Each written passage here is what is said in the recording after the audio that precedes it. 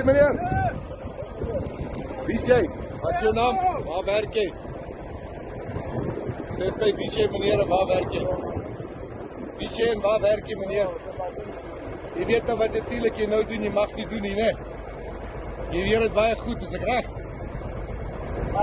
Daai pomp is nie daar nie. Ek gee nie om die pomp werk nie, maar jy mag nie die goed binne in die spruit afspuit nie. Wat is die use om jy dit pomp met jou trap as jy dit uitgooi by die rivier? Hè?